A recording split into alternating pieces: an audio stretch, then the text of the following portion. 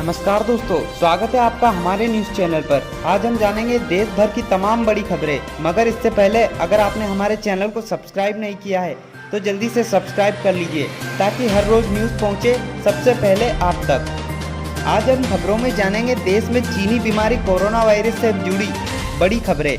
इसके अलावा यह भी जानेंगे पीएम मोदी ने मन की बात में क्या कुछ कहा, और यह भी जानेंगे किन किन राज्यों की राज्य सरकारें मजदूरों को वापस लाने के लिए चलाएंगी बसें। जानेंगे किस राज्य में 7 मई तक बढ़ा लॉकडाउन, किन राज्यों ने की लॉकडाउन बढ़ाने की अपील, क्या लॉकडाउन 14 मई तक बढ़ाया जा सकता है। इसके अलावा अरविंद केजरीवाल ने दिल्ली वासियों से की बड़ी अपील, जानेंगे क्या कुछ कहा अरविंद केजरीवाल ने विस्तार से। इसके अलावा जानेंगे कौन कौन से देशों ने इजाद की कोरोना की वैक्सीन, किन किन जानवरों पर सफल रहा ट्रायल। साथ ही जानेंगे क्या सच में उत्तर कोरिया के तानाशाह किम जोंग उन की हो गई है मौत। तो बने रहिए इस वीडियो में अंत तक। हमारी पहली खबर, आइए जान लेते हैं प्रधानमंत्री नरेंद्र मोदी जी ने मन की बात में क्या कुछ कहा।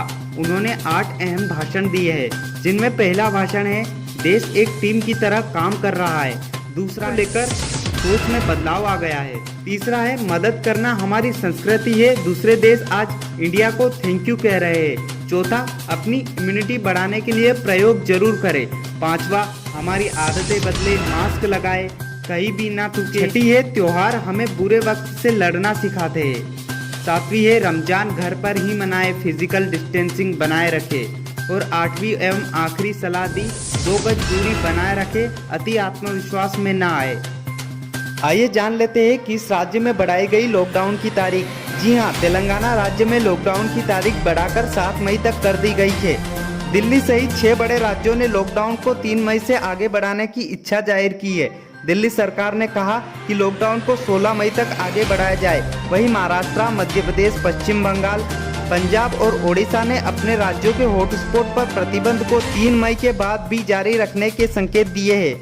कोरोना वायरस के फैलाव को रोकने के लिए 21 दिनों का पहला लॉकडाउन 24 मार्च से 14 अप्रैल तक चला।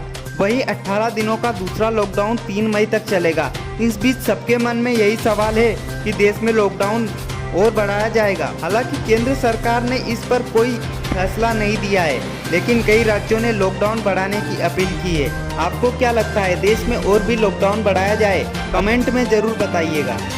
आइए जान लेते हैं देश में कोरोना वायरस के ताजा आंकड़े। जी हां, देश में 26,917 कंफर्म केस है, वहीं 5,914 लोग रिकवर हो चुके हैं। वहीं इस बीमारी के कारण 826 लोगों की जान चली गई है। बात करें पूरी दुनिया की तो पूरी दुनिया में 29,40,000 लोग कोरोना से संक्रमित है। वहीं 2,04,000 लोगों की जान कोरोना वायरस के कारण चली गई है। आइए जान लेते हैं किस राज्य की राज्य सरकारें मजदूरों को वापस लाने के लिए चला रही है बसें। जी हां, योगी आदित्यनाथ ने अन्य राज्यों में 14 दिन का पृथकवास पूरा कर चुके प्रदेश के श्रमिकों, कामगारों तथा मजदूरों को चरणबद्ध तरीके से वापस लाने के संबंध में निर्देश दिए थे। उन्होंने बताया कि इसी को अमल में लाते हुए शनिवार को हरियाणा राज्य से 2224 मजदूरों को 82 बसों द्वारा वापस लाया गया है। ये मजदूर पश्चिमी उत्तर प्रदेश के 16 जिलों के हैं। उन्होंने कहा कि रविवार यहां रह रहे 11,000 मजदूर वापस आ जाएंगे। इसी के साथ अन्य प्रदेशों से श्रमिकों को वापस लाने का कार्यक्रम भी जारी रहेगा। इन मजदूरों को 14 दिन तक पृथकवास में रखा जाएगा। इसके लिए बड़ी संख्या में शेल्टर होम तैयार किए गए हैं, जहां भोजन एवं शौचालय की सुचारू व्यवस्था की गई है।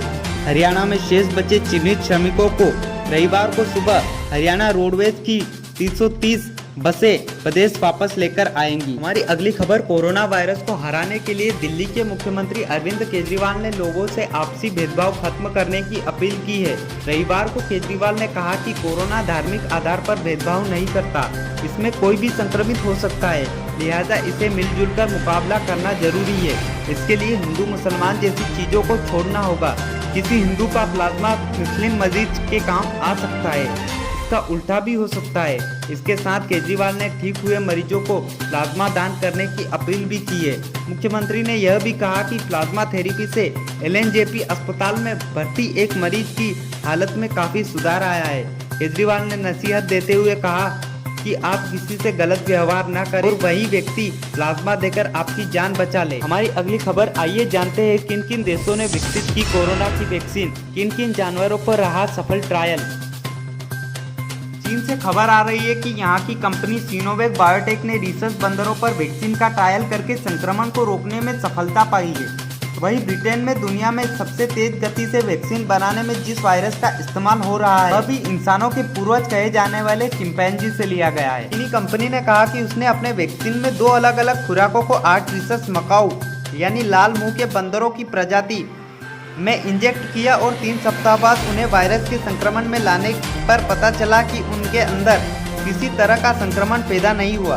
सभी बंदर प्रभावी स्तर पर ठीक थे एवं सुरक्षित थे। वायरस से संक्रमित करने के बाद 4 बंदरों को वैक्सीन की ज़्यादा खुराक दी गई और 7 दिन के बाद नतीजे उनके फेफड़ों में वायरस संक्रमण बहुत कम देखा गया।